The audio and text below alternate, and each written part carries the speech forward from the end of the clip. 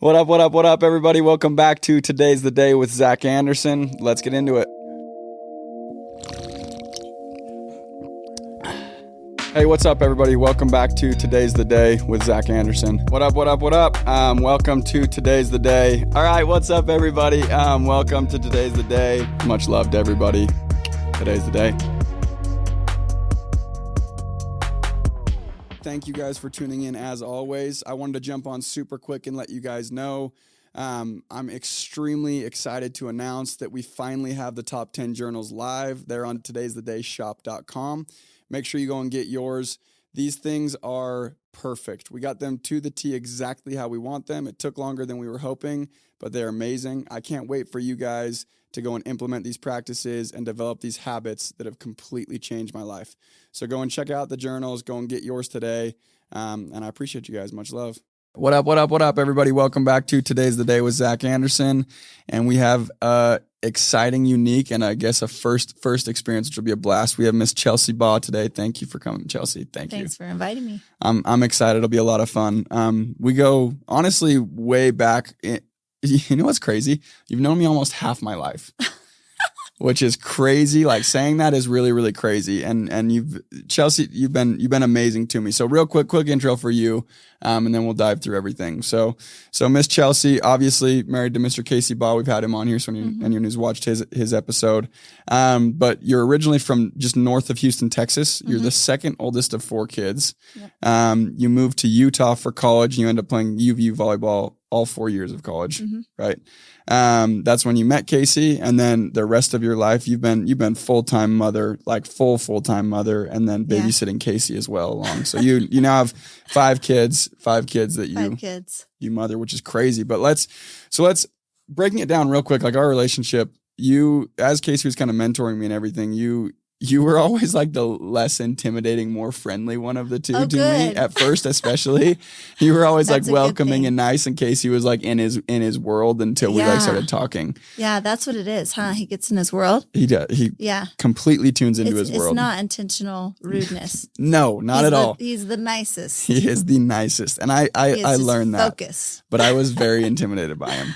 And then I've actually even come to you for advice on anything relationship related, going out to summer and kind of the other side of the experience, like the spouse and the partner side of the experience, which will be fun to go and talk about. But first, let's go through it way back. So I don't even know if you know this, you probably do, but I was texting your family last night to go and get a bio. Fun. So I was hearing stories about you. That's awesome. I was hearing your old nicknames, which was awesome.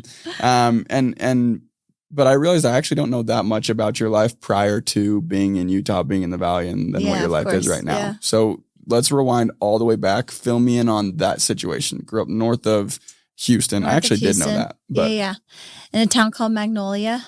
It was kind of like a country town. It seemed like it was at the time because we moved from total suburbia, and I loved it. And then kind of a random move. My dad just wanted to have land and have the horses in the backyard. So we picked up the family and we went, and I was a 5th grader, and sports were always our life growing up. Yeah. And by the time I got into junior high with Texas, you kind of have to narrow the field and figure it out. Yeah. So I picked volleyball. And then high school, I mean, I was really just like concerned about boyfriends and concerned about volleyball. Social life. Pretty simple life. It was just so simple. I love that. Amazing parents. My parents, super loving, super supportive. My mom was a stay-at-home mom until I was out of high school. And my dad has always owned an auto repair shop, still does, retiring soon, actually. And I was good. I was a good player.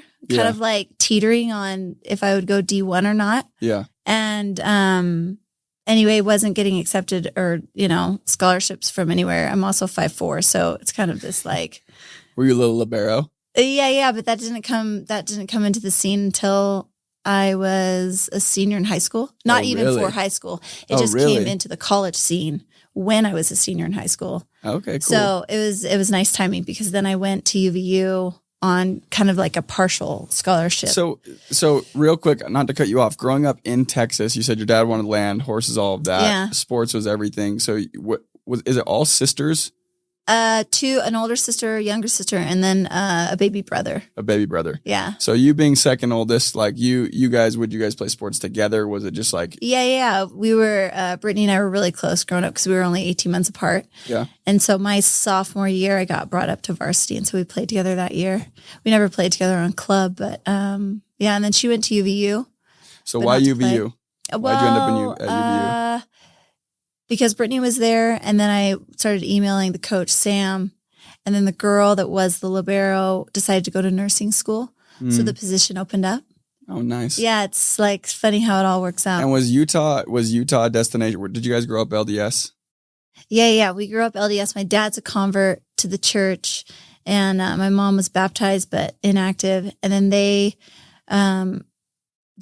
my dad was introduced to the church because sister missionaries came to knock at the door. Oh, nice. Anyway, so he was baptized, and then they raised us in the church. And honestly, it was school, sports, and I just knew I was going to get married. Yeah. Like I just had this like singular focus. I'm going to go to school and I'm going to get married. And I remember telling people that, and they thought it was like bizarre. That was your plan for college. Like you knew you were going to go to school, you knew you were going to be playing volleyball, and then you're like, and I'm going to get married. I'm going to get married. There was never this huge ambition for, a top tier school for education, and academics was never a priority. Just wasn't. Yeah. And my parents didn't push it. They just weren't that kind. So yeah, it was just like boys and sports. And school was like a side hobby while you were out there. Super deep. So then how was that moving from Texas to Utah? What was that like? What was the experience moving? And then obviously you did your thing. Yeah, I got a little taste of it because I went on a recruiting trip, and then I spent some time with Brittany when she was at UVU. And I could already tell I was going to love it. And when I don't know how other schools work, but for UVU, they would room us with our teammates. Yeah. Which was amazing because, it's kind of scary getting dropped off. I can vividly still remember being totally okay with it until my parents walked out of the house or the apartment. And you're like, oh crap. And I'm thinking, what did I just do? And I literally look out the kitchen window and I see them driving on I-15 south to go back to Texas. Yeah. Kind of a little bit shocked, but it was awesome to have these teammates because they were just built-in friends. Yeah. And we just hit the ground running with preseason and then went into the season. So it made it an easier transition for me. Yeah. But that was kind of the course. It was, start school, volleyball, all day. Well, aside from school. And so dating, and like hanging out with friends was slim to none during season. Yeah. And then season ended end of November. So that's when Casey and I met. So you met after your first season. Yeah. He was actually in my apartment complex. Yeah. So the whole complex had a lot of athletes. Yeah. And how he ended up there, I don't know. But he was in the other side. He didn't belong there is what she's saying. She said, I don't know. I don't know how Casey ended up with the athletes. I don't know how he ended up with the athletes. Actually, he went there to play baseball. So maybe that's how, actually. But he was there with all of his mission buddies. He was an athlete. He was a killer athlete. Good. Good save. So you met him after your first season, and then explain that dynamic. So obviously, fast forwarding however many years, like that's your life now. Yeah, right. 19. Like that's crazy. Holy cow. So literally met him after your first season, and then what was that dynamic? Where was he at? Like what was your guys' life? He was trying out for the baseball team and he didn't make it, and he was just like devastated. Did he talk about that on the show? No, not at all. Yeah, he was devastated because he just that was his life. Yeah. He was very similar in high school, right? It was like girls, football, baseball, snowboarding. Period. So and he had played junior college baseball. I knew that. Right.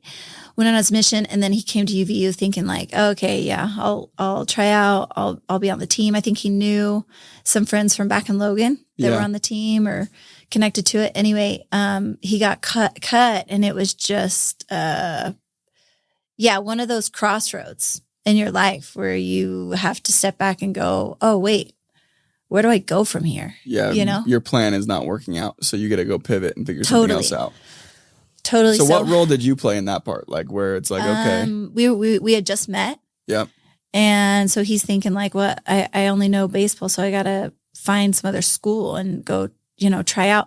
But simultaneously, he was being recruited by a friend from back in Logan as well, who was doing summer sales. Because at the time he was in hospitality management. Okay. Yeah, random. I mean, I think his dad knew someone and was kind of successful at it. So he just thought like, oh, okay, I want to be successful. Sure, I'll do that. Yeah. How did you guys' relationship come to be? Like how did that happen? Yeah, I mean, I was just into it from the get-go. Like I just kind of knew. I mean, I was attracted to him. He's super charismatic, taking me on fun dates. We would hang out all the time. And then Christmas break happened and I went back. I vividly remember my grandpa, Poppy, asking me like, Chelsea, you know, you dating anyone cute? I said, yeah, I actually have a boyfriend. He's like, oh, really? I'm like, yeah, his name's Casey, you know, da-da-da. And then we meet up once we get back. And it was so awkward, so weird. And he was not calling me his girlfriend. That's for sure. Oh, that's what you mean is it was like. No, it's not mutual. No, I just assumed. I was just amazing. really excited about it, I guess. Anyway, so we got back and then, we just started hanging out again. It was just easy. Yeah. And then we were engaged in April. That's crazy. So it would have been, what month did you guys meet? November. Yeah. You were calling him boyfriend on your Christmas break home and then engaged in April.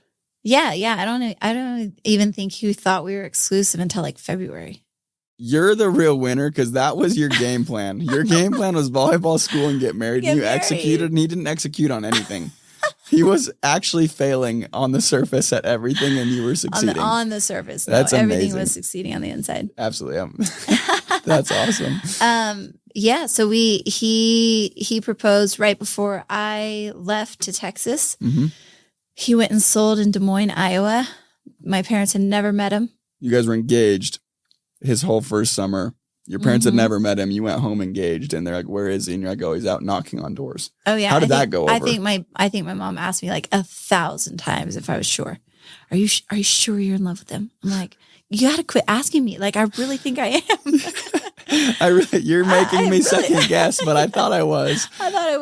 No, I just knew. I was so in it. So and I have a question on that. So I'm in more of Casey's position in this conversation. This is why it's going to be so fun. I feel like too, is because there's so many like insights to your life in just your life in general, but also in the facet of like your part in everything is so key and so crucial. And Casey talks about that, but no one ever really gets to hear why or how you do it, because in our industry, like a rep is literally made or broken by their spouse or their partner. Like, yeah, it seems to be. You can have a rep that is lights out, could be the best of the best to ever do it. If they don't have a supportive and not on the surface supportive, but a truly supportive, like willing to sacrifice, willing to like do the unconventional thing where your parents are totally doubting the situation and you have like faith and like, where did that stem from? Like your faith that it was going to work out, or your belief in Casey after his track record of on the surface not succeeding. I'm kidding. He obviously had done a lot until then. Like where does that come from? And the confidence to be able to go home and be like, yeah, mom, no, like I am sure I'm engaged. Yeah. That's a good question. I don't know. I've always been a really faithful person. And for me, it was a matter of personal prayer and just talking to God and asking like, hey, is this guy it, you know? Yeah. And, I don't think it happens very often, but I think you have these moments in your life. You know, for me, it's God, but for anybody that has a connection to a higher power, I think typically you just move your feet and you go. Yeah. And you walk through life, because there's no other choice. You just live. And then there are these indelible moments when God speaks to you because he knows that a certain thing has to happen for the rest of the trajectory to go the way that it should go. Yeah. Oftentimes I think that like you could pick this or that and your trajectory still remains solid and you're headed in a good direction. But I think that that there are those few crossroads when you have to make a choice. And if you choose the other route, like you were saying with Casey and the baseball thing, had that thing worked out, it just would have been, everything's different. Everything's different. So, for me, it was just before even going home and before even being engaged, actually, I already knew just because it was, the way that I receive answers to things in my life. And it was just completely indelible. But on that, that's like a superpower in sorts. So using the word God for 90% of people resonates amazingly. Using the word intuition, higher power for other people resonates as well. But like the thing with that is so many people don't listen. Yeah. If that makes sense. Right. Like where did that, like, how did you go and like you were willing to go and listen to your gut, your intuition, to God, to how did you go and like listen? Because most people, you hear it and like, no, like this dude's not it. Right. Or like, oh no, like he probably shouldn't go and do that. Because I think a lot of people are just reluctant to go and like really like take the leap of faith, if that makes sense, or even listen to their intuition. Where did you learn to go and like listen to your intuition like that, or allow that to be loud enough for you? Does that make sense? Totally. Ava's going to start laughing because she said I was going to talk about God, and that's what I'm doing. Here we are. Because truthfully, honestly, I mean, when you're asking me that, the first thing that comes to mind is when I was 8 years old. You know, in our religion, in our church, we get baptized at the age of 8, and I remember my dad and my sister and we sang a song at my baptism, and anyway, we were singing it, and I went to sing, and I couldn't sing, you know? Mm-hmm. And for the first time in my life, at such a young age, you know, 8 years old, I can't sing. And my dad puts his arm around me, and I just knew that it was what my mom had talked about and what I had been taught through, you know, these primary classes that you go to when you go to church on Sunday. And it just all came together. And obviously, as I've grown, I've been able to reflect on that, and I know what it actually means on a deeper level. But then I just knew that there was something going on in my heart. And again, it was so distinct and indelible. I just have always felt that when God talks to me. So, so you can recognize it now. I just recognize it, right? And so there were different times in high school that would come along, and I think it was just my brain practicing listening. That's really cool, and that's like that's you. Yeah, credit to you for that, because you have to kind of go and allow that to govern your decisions or even influence your decisions. Most people completely ignore it, and that's like kind of one of the big challenges in life, is getting quiet enough and at peace enough to go and hear those things, which is that's really, really cool. Okay, so then first summer, you guys are engaged, goes out, and I've heard this story from Casey's perspective. He gives you this ring that was just pitiful in his explanation. I still have it. You still have it? Of course I have it. Your mom and dad were looking at it like, oh boy, right? According to Casey. But anyways, so he goes out and he goes and makes the most of it, and like that. Yeah. Then what's next? So that happens. So that happens. I'm going into my junior year. Mm-hmm. And starting my degree in elementary ed. So as an athlete, NCAA requires you to declare your major when you're a sophomore. And I really didn't know what I wanted to do. And anyway, I had a teammate going into the program. And so I thought, I don't know, it sounds good. I'll just do this. But again, like I wanted to get married and I wanted to be a mom. Yeah. And I must have just had, I don't know if it's naivety or what, but like once I met Casey, I just kind of figured, I just assumed. You didn't care.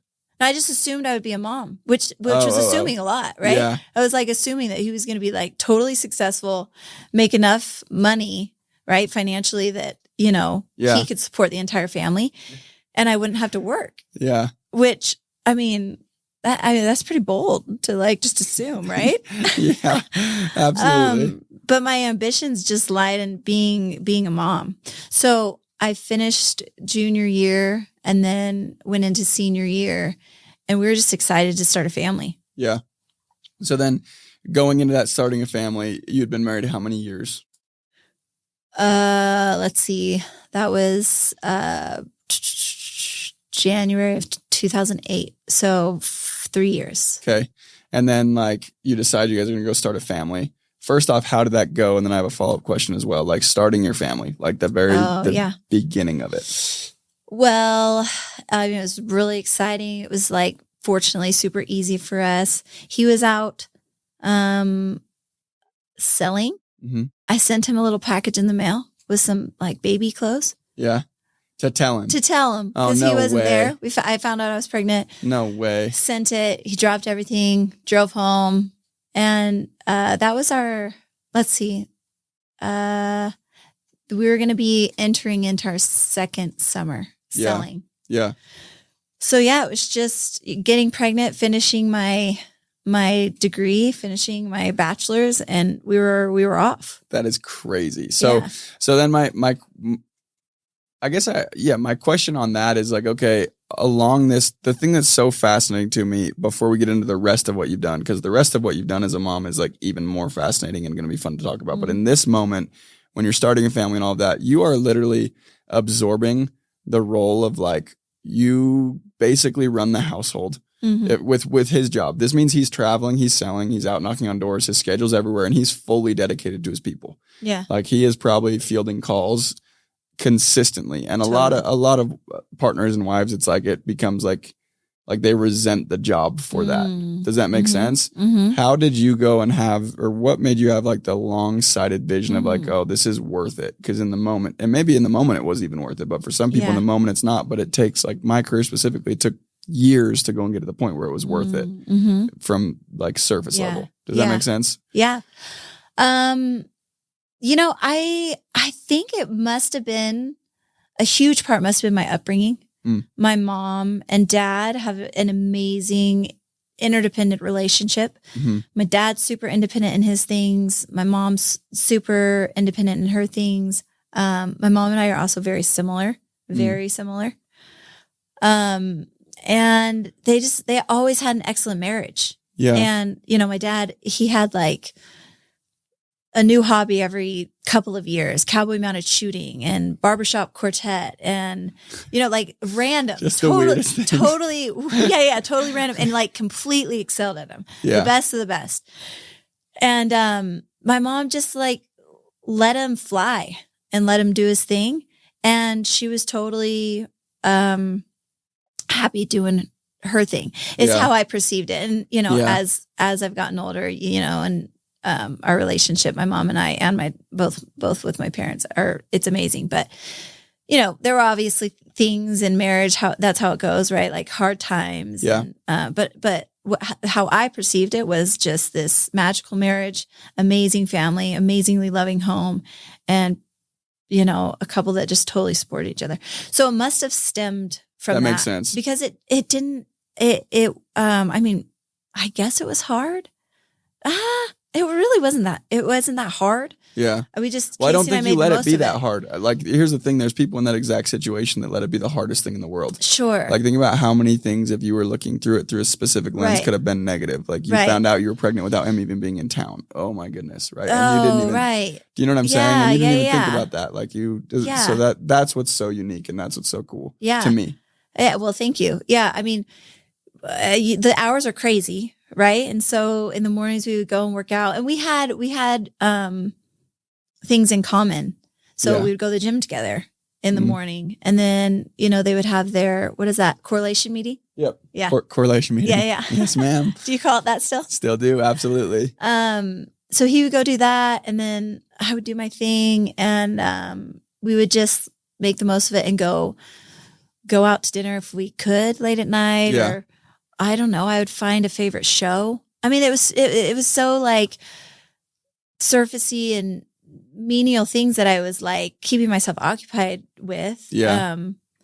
Because that summer I was pregnant, and so I had like, something huge coming up. Yeah. But in the meantime, just being pregnant, I would like go to Cheesecake Factory and get myself a cheesecake and go watch a show by myself. And I just that sounds like the life. I get so jealous.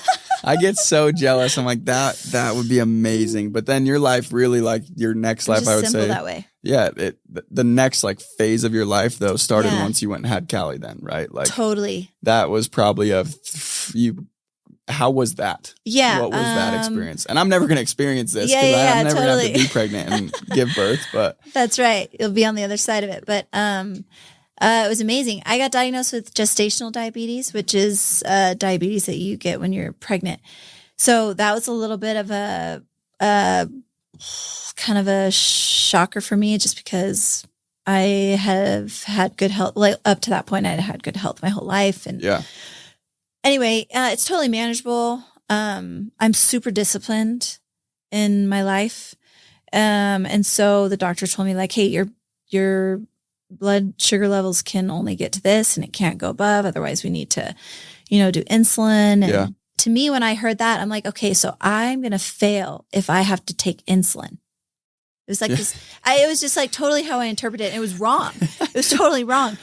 So I think I say that I didn't have much to focus on. That actually was my focus that summer. Was this gestational diabetes, because I was so focused on these numbers and I couldn't go above these numbers and couldn't eat anything because anything would spike it. And really the reality was like, hey, because typically the way gestational diabetes works is that it will progressively get worse throughout the pregnancy. Even if you're the best of the best at managing it, which I was doing a dang good job. So by the end of it, I like literally couldn't eat any of it, like anything. But in my mind was like, I'm not going to be on insulin. We had also moved back. So then I had to switch doctors and, like pregnancy overlook on that was just kind of lost for a second, found a new doctor. And so, at the end of the day, the pregnancy was, pretty good, but I wasn't gaining any weight. I mean, like, this isn't going to mean much to y'all, but I gained like 10 pounds. Period. It means nothing to me, but that sounds crazy. Like typically you gain like 60 pounds. Oh, wow. Yeah. Like a lot, 50 to 60, 40 to 60, right? So all of a sudden, that's crazy. Yeah. So then, it was like the first time in my life that I was really dealing with like stress, Yeah. I think I just lived in La La Land, like up through high school and then to that point. Yeah. And then she was born, but it was emergency delivery because there was like no fluid. And they had to just get her out fast because the cord can get wrapped around because there's just not much to swim in, literally, right? Yeah. So she came, but not, I mean, she was still like full term. I was 3 weeks early. 2 weeks early. And then, the gestational diabetes went away and then we're like back to normal life, like raising a baby. Casey's excelling in work. We're living, at the time in those Riverwoods apartments. And, felt like a dream, you know? So what advice do you have, I guess specifically, because there are specific people listening that are in either a position where their partner goes out and they do the sales thing, or their son goes out and does their sales thing, or whatever it may be. And the outside looking into it is always so skewed. What advice would you have for someone if they have a significant other that's in this world? Like to just handle it well and to see the potential benefits. Like what advice would you have? I think number one, you have to be working on yourself. Because I don't think that you have the capacity to give the kind of support and be the kind of cheerleader that you need to be if you aren't taking care of yourself and loving yourself.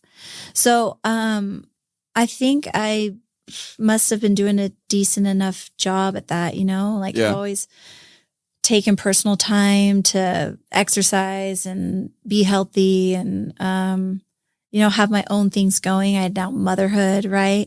Before it was volleyball. And so I always had a focus and, was pretty confident in my life. Yeah. I've always noticed that. And you mentioned this a little bit earlier, to give everyone a broad like understanding of it. Casey taught me about interdependence really, really early on when I was still in high school.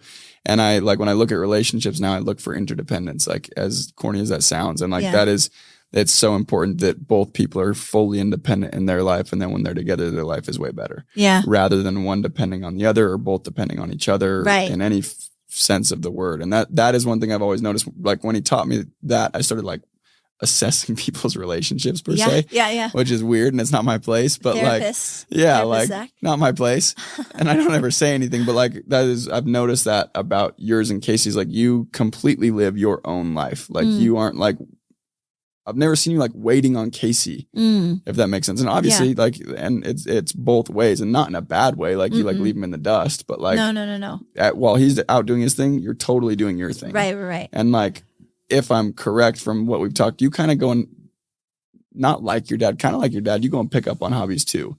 Yeah. In a way, like cycling, everything. And then your family said just recently pottery, which I didn't even know. So that's cool. But like, I think that's perfect advice. I think that's really, really cool advice to go work on yourself as you're being like the best cheerleader you can be, and vice versa too. Casey, I'm sure has always been like a huge cheerleader for you and anything you want to go and do, which is really cool. So then, 100%. First kid down, as it progresses, you had your kids all pretty close together, no? So Callie and Ava are 21, 22 months apart. Okay. And then so Cubby. They're pretty, But after Ava was born, we had a massive happening in our life. Callie wasn't talking, and Casey's mom kind of mentioned, hey, she's a nurse, and, recognizing she's not really talking. And I just didn't notice, being a first-time mom, you don't have any perspective, right? Yeah. And I didn't really have too many friends that had babies. Yeah. Anyway, and so, I thought, oh, okay, well, great. We'll just go get her ears checked, because obviously, and that was the advice of Grace, Casey's mom, like, go get her ears checked and see if she's hearing okay. And we did, and she had perfect hearing. And so I thought like, oh, there must be like a delay or something. And then, like subtle little, idiosyncrasies were coming out in her, but that's kind of how I viewed them. Like, oh, like she would, like do this babbling with her words. But, again, first time mom, I'm like, oh, that's kind of cute, but not exciting. Normal, Anyway, so then it was actually a call from my sister, Sydney. Mm-hmm. And she called me up and she said, hey, I've been debating if I should call you all day. I'm like, well, what's up? Yeah. She's like, but it's the end of the day. And I just knew in my heart, like if I didn't call you, I'd regret it for the rest of my life. And I'm thinking, dang, like what is so heavy right now? Yeah. And she said, I was in my child development class. She was getting her master's at the time. Childhood development class. And they were going over the symptoms or the signs of autism. Mm. And she said, we were just going through a list and it was a check mark on every single one for Callie. Mm. And, that's pretty bold. I could see why she was hesitating calling me, right? It could be really offensive to somebody. Yeah. I mean, we already knew that she wasn't talking well, but that was kind of all that we were concerned about. Yeah. Anyway, but she went through the list and I couldn't deny it either. I'm like, oh, okay. And honestly, I was really naive to what even autism was. I didn't have any friends or even kids in school. Autism wasn't really a thing. It was absolutely a thing. Yeah. It just wasn't talked about. Yeah. Yeah. So anyway, I got off the phone with her and, she brought in positivity to something that was super, super heavy. Yeah. And could have been negative, because she's like, but the thing that we were talking about in the class and the reason why I felt like I need to tell you is because, the stats and the research on early intervention is huge. Yeah. It just changes like catching lives. It early and like going and helping work through some things. Yeah. So, anyway, I thought, okay, yeah. So if this is the case, we'll just we'll figure it out and we'll get her the help she needs, whatever. Yeah. I mean, at that point it was, self-diagnosis, but, anyway, then I went to Casey's office and told him, and he was not a fan. Like he was, I mean, and truth be told, he's not in the day to day. Yeah. Callie, it was me and Callie. Yeah. 24/7, you know? Exactly. So when I told him, he didn't really get it and like almost slightly offended. Yeah. Like, that's a little audacious of Sydney. Yeah. You know? Like an assumption. Totally. That thing got That's you. a big assumption. Yeah. You know? Mm-hmm. Anyway, so long story short, we just start going through the testing, and sure enough, she tested on the spectrum, and that was like the biggest change in my life to that point. Yeah. You know? Mm-hmm. You know, just rewinding the gestational diabetes was like this, oh wow, stress. Like, what happened? I'm like, life's supposed to be kind of perfect. Yeah. What happened? And then this happens, and all of a sudden it's like, okay, what are we going to do? And we just went full-fledged into therapy for 5 years. Yeah. And Ava was 1 at the time, or not even. And yeah, we just went into this therapy group and did it until she was in kindergarten. So that was my life. I started a blog, got connected with the autism community, started doing charity events for autism, and yeah, it was changing her life. It was amazing. That is really, really cool. I actually didn't even know the extent of that either. That's very cool. Yeah. So then as time goes on, you're working through that. Casey's still doing his thing. You now have both. And then how long until Covey came along? Covey took a little bit longer because the gap's 4.5 years. So she came, and let's see, at that point, Callie was kind of past the autism thing as far as therapy went. Yeah. And so then it was just 3 kids, you know? Yeah. A lot. Just mayhem. Totally. And I mean, I had stopped going out with Casey after, so let's see, Callie was born, and we went out one last summer together. And then he would go out and you'd stay. For how many more years after that? Oh, no, that was his last summer. Oh, his last summer going out. I got you. Yeah. Okay, and then he would go out traveling. Yep, that makes sense. Yep, absolutely. So then house with 3 kids, everything like that. How was that dynamic? And that was kind of, Covey was really, really little when I first met you guys. Like, oh yeah? She was really, really little. I don't have any kids, so I couldn't even tell you how old, but she was young. Yeah. So that was kind of when I saw your guys' life, and like, Casey talks about it, but like truly from the outside looking in, even from my perspective, like, you are absolutely a hero running that and keeping it kind of dialed, especially knowing Casey too. Like, Casey's like part of it is. I'm laughing because Covey once told me, Mom, so you're actually the boss of the house, but Dad's way more popular than you. Do you remember that? Or did you tell me? Was that Ava? I don't know if that's a compliment or what. But you're like, the first part's true. You're like, I'm absolutely the boss of the house. That's amazing. That's hilarious. But yeah, no, like you absolutely go and kind of run that. So, and then from there, kind of a fun turn of events, the next 2 in line, which has been really cool to go and watch. And I've been from watching and everything like that, go and kind of break down CJ and Tex coming into things in that experience. And I was kind of firsthand in some of that. Like, I would be over there as the discussions were starting and then as it was happening and everything, but I've never really heard in depth. Yeah. How it went down. Yeah. How everything went down, why it went down, the experience. So we were trying to get pregnant after Covey, and it wasn't working out. So we didn't waste time, and we just went straight to fertility and just assumed that it would work easy. And we just went hard at it. We would have a fail with kind of lesser invasive treatments. We would go right back into it, fail, right back into it. And that was the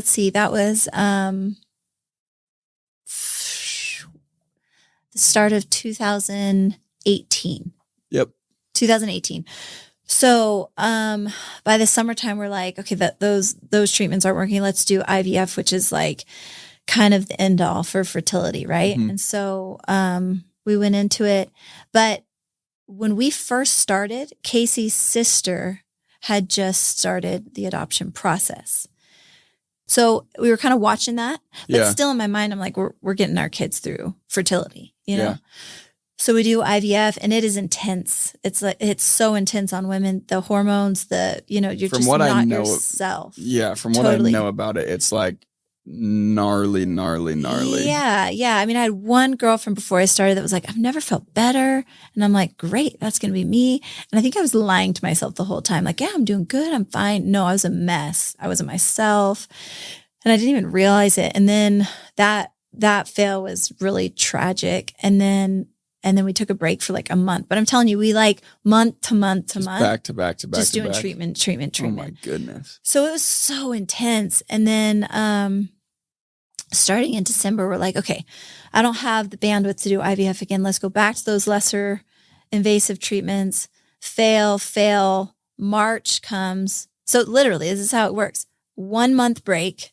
Usually people will take like, let's take 5 months off. Let's take 6 months off or whatever. Yeah. 1 month break, went into it January, fail, went into it February, fail, went into it March.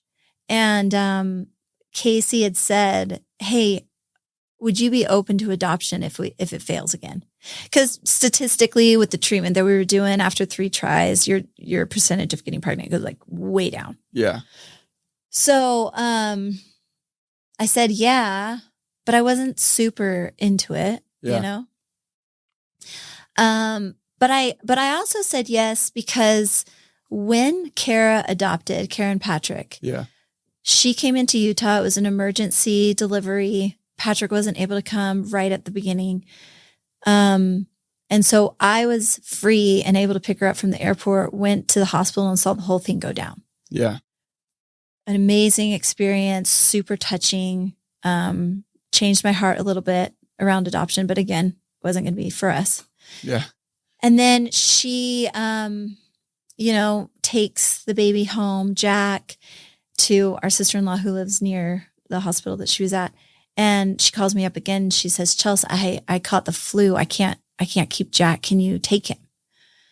So of course I'm like, yes, I'll take Jack, Yeah. So I watch him for a week. And it was by day 2, I remember it. I took his car seat. He's like days old. Yeah. Took him into our gym, and set him by the treadmill. And I'm running. And I'm like, this is amazing. Like, is this what it's like to adopt? He's like days old. I'm like running on the treadmill. It's amazing. But it was this surreal moment. You know how you have these moments where like everything stands still? Yeah. Or slows down. And something clicks. And I'm looking at him and like I love him. Mm-hmm. And it was so strange to me because I'm thinking, I don't know this baby. It's like I'm so far removed really from this baby. Anyway, and so that was that. And then Kara got well and Jack went back to her and we went on our way. And so what I didn't know then was that it was a moment where God was telling me like, hey, Chelsea, you don't know what's going to happen, but you need this moment here to open your heart to adoption because you're actually going to get your next 2 children through adoption. So I didn't know at the time, obviously. Yeah. But the mark was made. And so anyway, March failed. The treatment during March failed. Contacted a few adoption agencies. Didn't feel very good.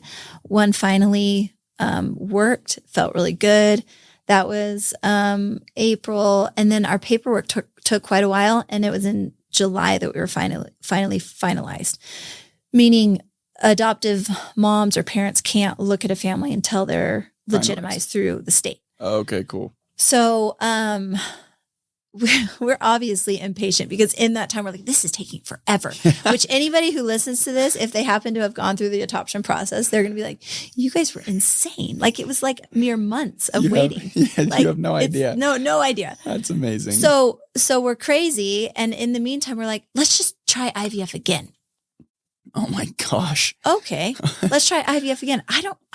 Who made that call? Casey actually mentioned it. And my girlfriend, we both kind of like, I had a girlfriend who was doing it at the time and her doctor was super relaxed about it. He just seemed to make the process go way faster. My process before seemed almost to be 6 months from start to finish. And she was done in like 6 weeks.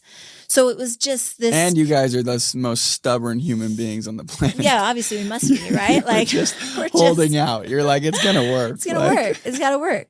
And this time we were finally, we had some perspective, and it was like, okay, either it's going to work with IVF or we're going to go through adoption, but why not try it again? Like insane people, but it all was supposed to be. So we start another cycle, and we get finalized in July. We get 2 situations. That's what they call it, like a birth mother situation. She didn't pick us. Second one didn't pick us. They were like 3 weeks apart.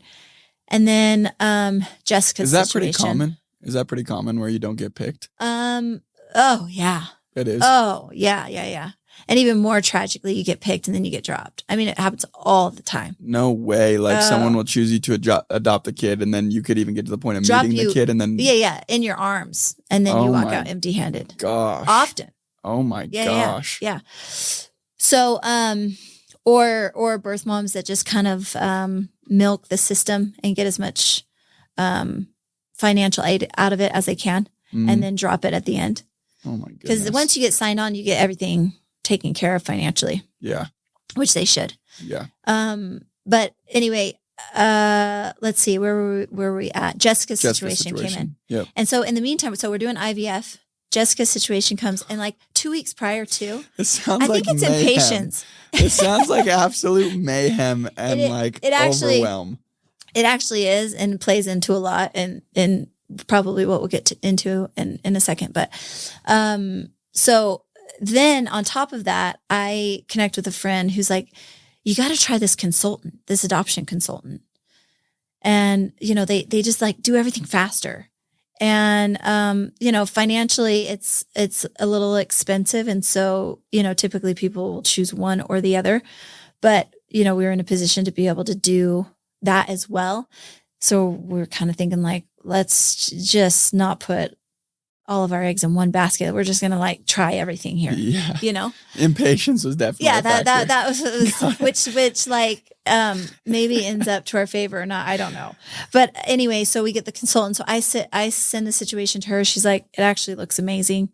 I would say yes to this situation, because really in saying yes to a situation, you're really just saying yes all the way. I mean, you definitely can pull out, but it's just looked really down upon. Yeah. You don't want to put a birth mother through that. Like they're really putting themselves out there to pick someone. Yeah. 100%. That makes sense. And so anyway, we say yes. The way it works is they'll go and show 3 or 4 families to a birth mother at a time. And then she gets to pick from those families. And you just have a book with pictures in it. That's all they get. And a letter. And that's it. And we went to California, to Disneyland with our girls, and we just had a break, and I was in the hotel room. Casey was sleeping, and my watch rings, and I see it's from Sandy, the location. And I'm like, Sandy, that's where the agency is, Get excited, answer it. And she's like, hey, Chelsea, it's Jessica, or not Jessica. I'll say her name is Tiffany. Hey, it's Tiffany. I just wanted to let you know that Jessica picked your family. No way. And that's it. That's how they let you know. And I'm like trying to not cry, half shocked, half like don't know what to say, And anyway, I finally just told her that. I'm like, I don't know what to say right now. I'm like so excited, but I'm just kind of shocked, and I don't know what to say. She's like, it's okay. It's totally normal. Enjoy your trip, come back. We'll start, the relationship with a phone call, and we go from there. She has about 5 weeks till she's due. And, we'll talk to you when you get back. So we finish our trip. We get back Sunday evening. And then we went to bed, got up in the morning, get the kids to school, wasn't really checking my phone. Literally the girls get out of the car. They shut the door. I finally look at my phone for the first time, and I see a text from Tiffany that says, call me, baby boy is born. No way. Yeah, no. And again, I'm just like, oh my gosh, this is happening. You're getting text updates. Oh my text hell. updates. So I call Casey and he's shocked and we're so excited and rush to the Riverton Hospital, walk in, so surreal. You know, you're walking in and because we had the 3 girls biologically, you know, the process of going in to have a baby, but to go in not pregnant, knowing that potentially you're going to walk out with a baby. That's gotta be so crazy. It's just surreal. And I didn't know, like, there was no counsel on that ahead of time on this is how it goes down, but you literally just walk in and walk into the birth mother's room. And there was CJ in his little crib and Jessica in the bed. And, we just get to talking and let's say that was okay. So that was a Monday. And you know, I stay overnight at the hospital. Tuesday, she was out of there by like Tuesday midday. Oh, wow. Yeah. Amazing. Wow, amazingly, right? She has 3 kids that are in the apartment waiting for her, 3 under 5 at the time. Gosh. 3 under 5. Busy. Just had CJ by C-section and was on the plane that night to go home. Oh my to word. East St. Louis, Illinois. Yeah. Oh my word. That is crazy. Yeah, she's a hero. Anyway, and then it was just me and CJ. And so for, you know, moms out there who have done fertility, going back to that, we were doing our IVF cycle still. Oh, yeah. We had started like 2 weeks before we were matched. So in your head then, is it like, oh my goodness, we're going to have 2 kids. Yeah, because I'm like, why else would we have done this? Surely this is happening. We're going to have 2 kids. Yeah.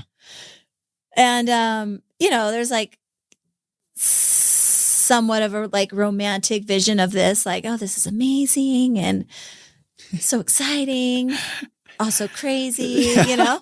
And then there's a little bit of reality that's like, what in the world is happening? What's going on, right? That's awesome. Anyway, that obviously didn't turn out. And let's see, Casey, like 2 months, 1 month into it, he transitions out of Vivint. Yep. Which is that was a massive transition for our marriage and for our family. Yeah. Right? He was, what was he, 12 years, 13 years? Yeah. About at Just Vivint in the industry even longer too, which is crazy. Yeah. Yeah.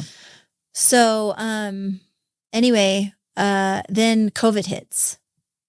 But it was pretty beautiful because he transitioned out of Vivint and was you know, just kind of, I mean, he's never just floating. Like he's always productive and always like but he was around. Charging, but he was around. Yeah. And so, I mean, it was the first time ever that he had the unique experience to be with CJ every single morning. So he would get up with him and spend from like 6 a.m. to 8 a.m. And I would sleep in. I would go work out and then I would tend to the girls, get them ready for school. And he just bonded like crazy with CJ, which was amazing. Totally amazing. And then COVID hit, which just elongated that routine. Exactly. Which again was just totally, totally amazing. And so at that point we knew we were going to adopt again. But for me personally, something happened. So was it spring of 2020? Because that was when COVID hit.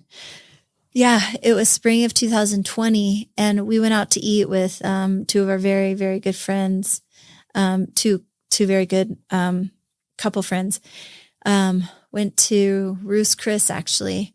And everything is fine, except it's COVID, right? And it's the beginning where like nothing's shut down yet. It's just weird. But there's talk and it's weird and all the opinions and I was sick at the time, like had a nasty cold and was just totally going rogue. Like I don't have COVID. I'm not getting, just like being really stubborn and honestly, for lack of a better word, just stupid about it. And anyway, and my friends were like, well, Chels, like what if you passed it to someone and then they died? Like if any of us did that, like how could we manage? And there were just these heavy questions. And I remember closing my mouth and I literally was like so congested. So I couldn't breathe when I would close my mouth to chew.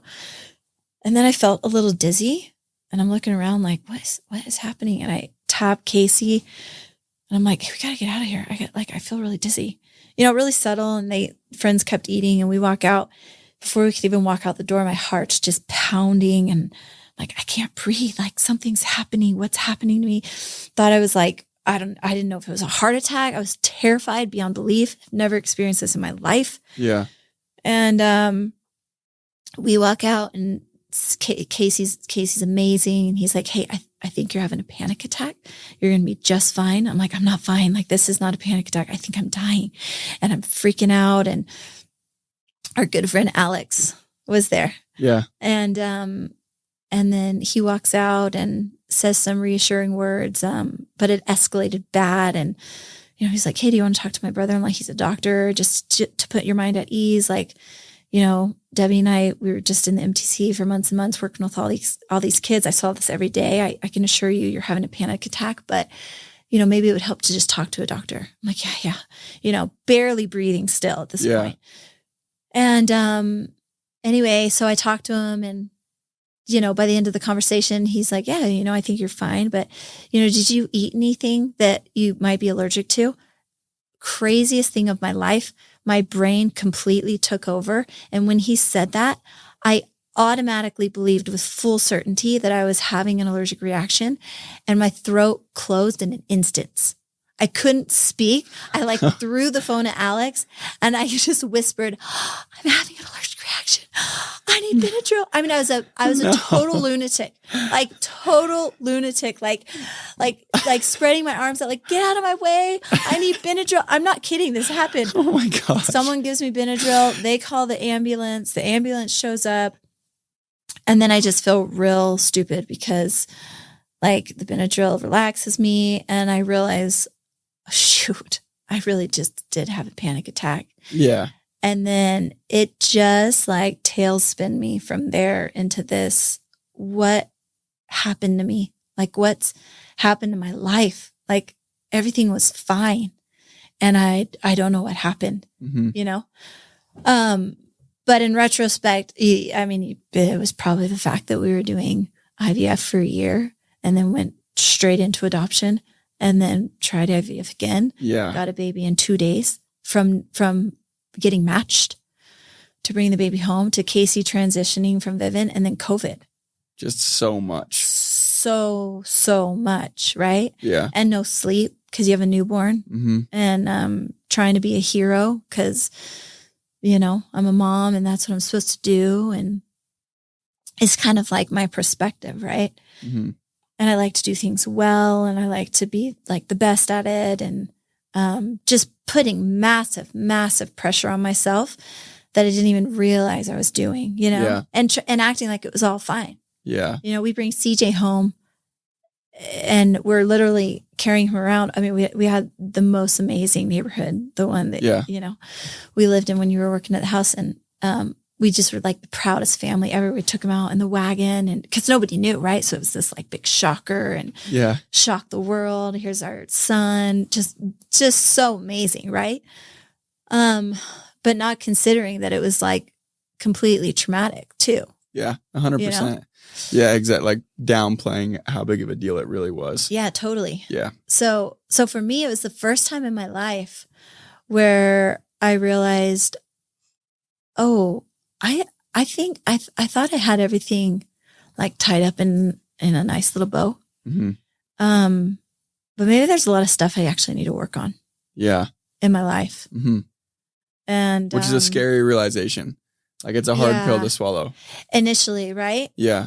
But then once you start a journey of like self-exploration and then really have this insatiable desire to grow. Yeah. And to make something new of yourself and not just follow this prescription.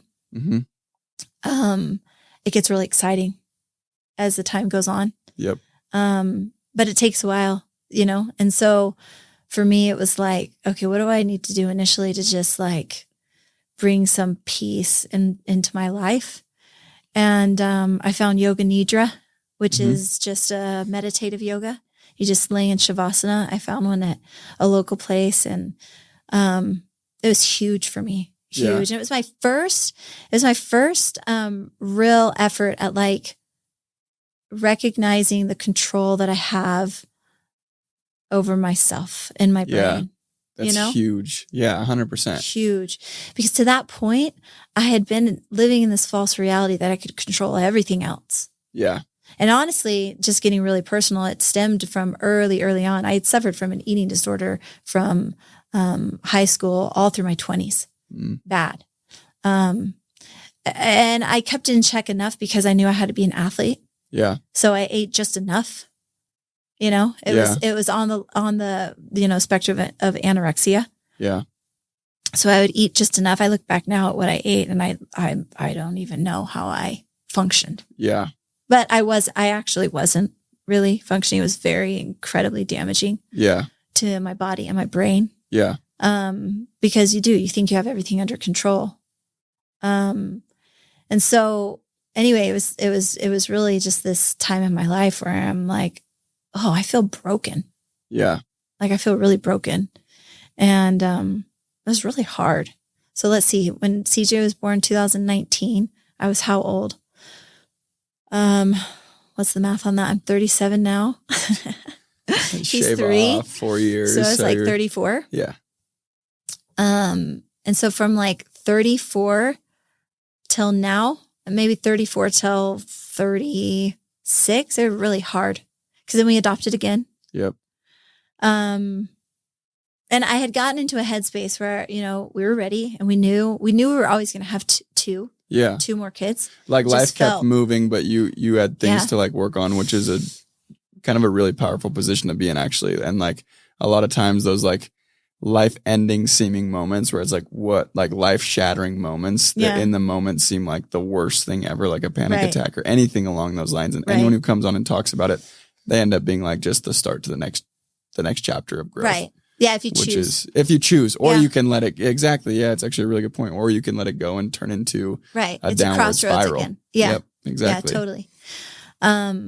But for me, it was like very obvious what I had to do because I wasn't going to live my life with panic attacks. Yeah. Yep. Because it was, I don't know how it works for other people. I've known people in my life that have kind of tailspinned into these panic attacks. But it was a week of hell. Yeah. I remember the next day I had 2.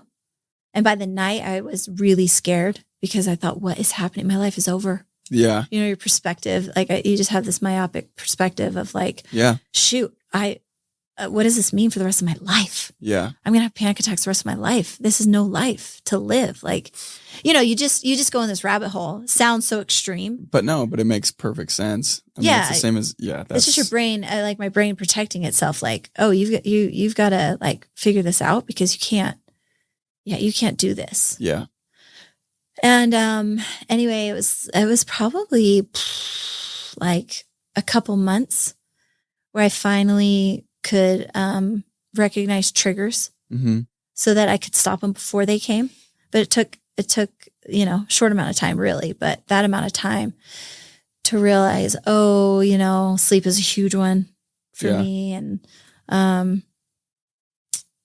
just overdoing it, like overexhaustion. And to that point, I was an athlete my whole life. I still am an athlete, but my workouts, like they were intense. Yeah. Nothing but intense would work. I go on a hike with my friends and I'm like, dang, I didn't work out today. So crazy, right? Yeah. Just overload. Like you just you recognized an overload that had probably been in place for a long time. Oh, in ways.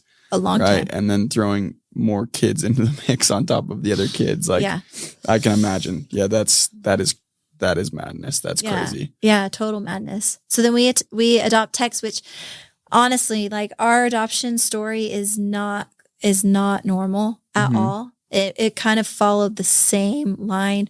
We did our paperwork. We were finalized around July again, matched in a couple weeks. And then this time, Brianna, we had 5 to 6 weeks with Brianna, and it was special because we flew to Arizona. She asked me to be in the delivery room with her. Like COVID round 2 was ramping up. And so the restrictions on hospitals ramped up again. So Casey couldn't come at all, even in the waiting room. And so I was just there for the full 48 hours with Brianna. And then we walked out together, and that's crazy. That's when Casey met him for the first time.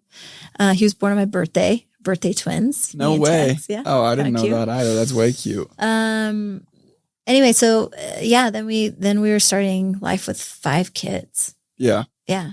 And like that, you guys, fast forward a couple years, that's where you guys are right now. And you get like, it's been so cool to watch and be like even a small part and like be in the room for some of the conversations and kind of watch it all happen. And as you know, Casey's like one of my biggest mentors in life. And then you've been like a huge, like when you say you had the example of how your parents were, and that's like how you kind of understood things, like that's, I gained that from specific people, couples, marriages in my life. And you guys are one of them for sure. Like you guys amazing. You guys have been awesome. Chelsea, literally, like it's insane how fast time goes by. Like running out of time is insane. I want to be respectful of your time and everyone's, and thank you so much for coming. And that was a blast. And there'll be even more to go unpack if we do another episode, but thank you so much for coming. And to wrap it up, the name of the show is Today's the Day. And that was actually, that was a term that I adopted really early on, back when Casey had me reading. I went to his office one day and big on the board, he had written, "All I have is now." And it was only one time. It's not like he always had that written that I know of. And it was just written one time. And I was like, oh, that's like a really cool way of looking at things. And then like my motto just became like, today's the day. And basically what it means, to keep it super simple, is literally like, today's all you really have. Yesterday already happened. It's out of your control. You can't change it. Right. Tomorrow might not happen. Right. So today really is all you have. And what I've found and recognized and experienced is if you approach things that way, you get so much more out of everything. Yeah.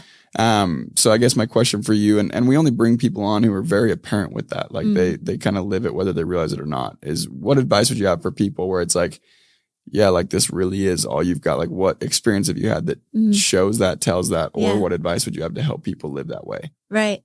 It's probably leaving off on the, dramatic story of this panic attack, because it really was, this crossroads for me of like, I've got to figure stuff out. Yeah. And recognizing that it is a day to day, and just realizing, what can I do today, right? That gets me one step forward to tomorrow. And then what are you going to do tomorrow? And then we have days where you're backtracking, you recognize that, and then you have to move forward again. Yeah. And so for me, like, I said that from like age 34 to 36, it was kind of this heavy time of trying to figure out, what does life actually mean for me? I said that, being a mom was what I always wanted to be. I knew it. I was sure of it. And all of a sudden I came to a spot where I not that I wasn't sure about being a mom, but kind of had these faulty beliefs coming out of nowhere, coming out of the woodworks of like, what are you doing with your life? Yeah. You're just a mom. Yeah. You literally have amounted to not much. And then realizing like, your podcast title, Today is the Day. It's like, okay, you know what? No, I'm worth a ton, and everybody's life to wherever they're at is exactly the way it was supposed to be for certain reasons. And I think it's just incumbent on humans to recognize your past as something really, really beautiful. Because I think when you can do that, then that's when your life starts to really grow and really catapult. And so for myself, I feel like I've just tapped into this amazing growth cycle the past 2 years. And so, if we ever did another one, maybe we could get into that. But absolutely, we absolutely will, 100%. But that's a perfect answer, and that's a really, really cool way to look at it. So thank you so much, and thank you for making time, being here, and then everybody, thank you guys for tuning in. Much love. Until next time. Thank you guys so much for tuning in today. As always, it was a blast for me. I hope you got something out of this. If you got something out of this video of value, share this with a friend, and please go show your love. We're on all streaming platforms, including YouTube, Spotify, and Apple. Any ratings, comments, likes, shares, they go a very long way, and they make it so I can keep doing these things for you, and I would appreciate it greatly. So please go share with a friend. Until next time.